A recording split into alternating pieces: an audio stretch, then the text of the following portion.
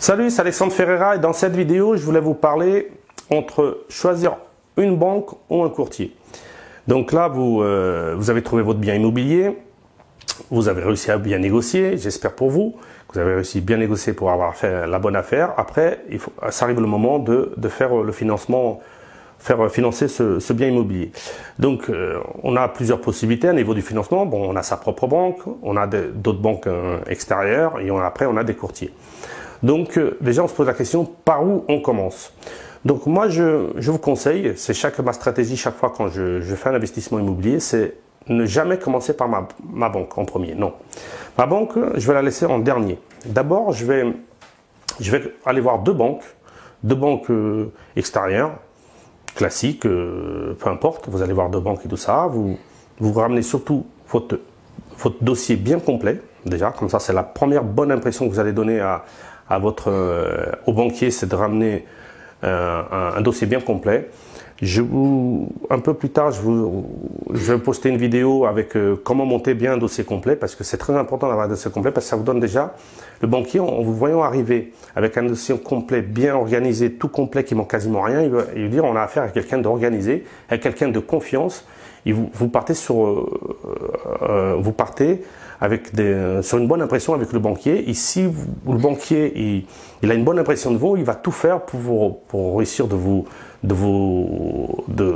puissiez devenir son client, parce que si vous êtes en train de voir une nouvelle banque, donc vous n'êtes pas son client, il va tout faire. Voilà. Donc s'il va tout faire pour essayer que vous venez client de la banque, il va essayer de donner au maximum à niveau du taux, vous allez un pouvoir de négociation beaucoup plus important. Donc c'est très important de ramener un dossier bien complet, bien organisé, bien propre, les documents bien comme il faut. Si possible, déjà, même avec les copies, comme ça, il n'a même pas besoin de faire les copies, ça donne une bonne impression.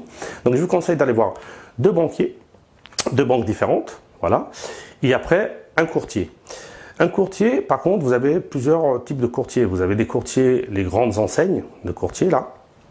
Et vous avez des courtiers, on va dire courtiers artisans, des courtiers un peu plus petits, à laquelle ces courtiers-là, ils vont être plus proches de vous, ils vont défendre mieux votre dossier. Parce que souvent, quand vous avez affaire à un courtier qui est artisan, donc souvent c'est lui le propre patron, donc c'est lui qui va faire tout pour que votre dossier passe, parce que pour qu'il puisse atteindre son objectif, et lui c'est lui-même.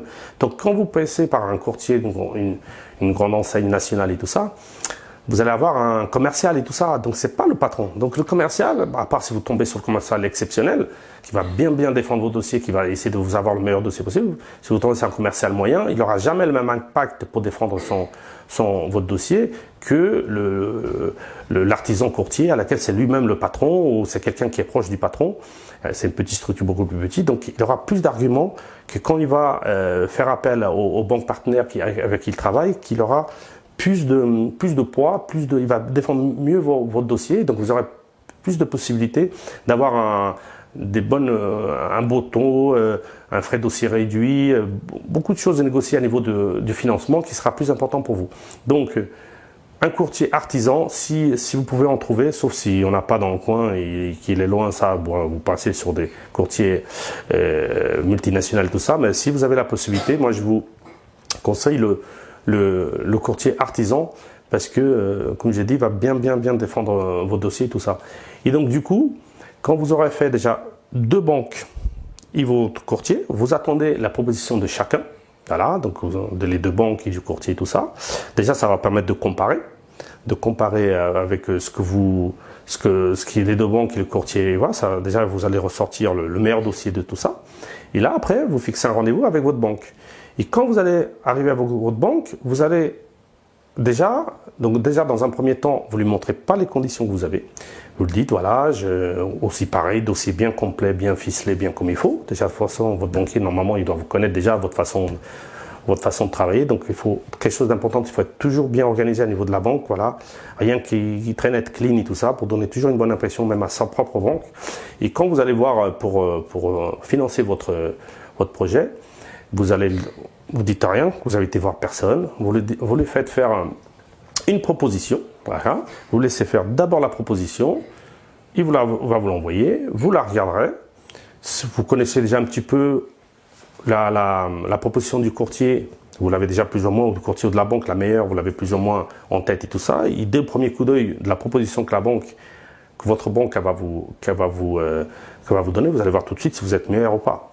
Donc si vous avez déjà une meilleure proposition de votre banque que les autres banques et le courtier, vous dites rien, vous essayez encore de gratter un petit peu des petites choses à votre banque et tout ça, et vous montrez rien. Par contre, si votre banque, ce qu'il va vous proposer, c'est beaucoup plus cher, que ce soit le taux, que ce soit les frais de dossier, que ce soit tout ce qu'on peut négocier à niveau de la banque, qu'il y a des choses qui sont moindres, dans ce cas-là, vous sortez votre meilleur dossier. Je dis voilà, moi j'étais voir des banques ou un courtier comme ça, il me fait cette proposition, regardez la proposition et tout ça. Donc moi, si vous vous alignez ou vous faites un peu mieux, je reste avec vous, sinon je vais aller voir ailleurs, et en plus ils seront contents, et j'ai même pas, et en plus vous lui dites qu'ils vous ont fait une proposition que vous n'avez encore rien négocié. Donc vous avez encore une marge de négociation, même si vous ne l'avez pas, mais il ne pourra pas le savoir, donc vous dites à votre banque, voilà. Donc ça, c'est la première condition que j'ai eue d'une banque ou d'un courtier, et j'ai pas encore négocié, et j'ai déjà ça. Donc vous, déjà en négociant, vous avez plus. Donc voilà, donc faites-moi déjà la meilleure proposition possible pour que je puisse rester. Et donc là, votre banquier, si vous êtes un bon client, il va essayer de négocier au maximum, point par point, le meilleur que vous pouvez. Mais même comme ça, quand il vous renégocier, quand il va vous renégocier au maximum, ne donnez pas tout de suite la réponse. Allez voir votre courtier de nouveau, ou la meilleure proposition possible. Je dis, ah non, mais moi je peux pas venir chez vous et tout ça, j'ai ma banque qui me propose mieux. Et là, vous montrez à la banque. Et là, vous faites un petit peu ce jeu-là. Votre banque fait mieux, vous me présentez l'autre, et après il va faire encore mieux, vous revenez votre banque. Donc, jouez un petit peu à ce jeu-là. Vous pouvez grappiller quelques points à niveau du taux d'intérêt. Vous pouvez grappiller un petit peu dans les frais de dossier. Que ce soit au niveau des garanties, vous pouvez peut-être négocier un sur une manière hypothèque et l'autre sur caution. C'est des choses qui se négocient aussi. Les pénalités de remboursement et tout ça. Donc il y a pas mal, beaucoup de choses à négocier avec la banque. Donc voilà.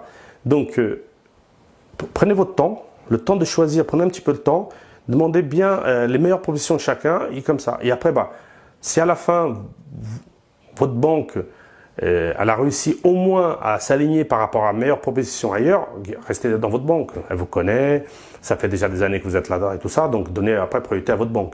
Mais prenez les autres surtout pour pouvoir négocier mieux au maximum avec votre banque. Voilà.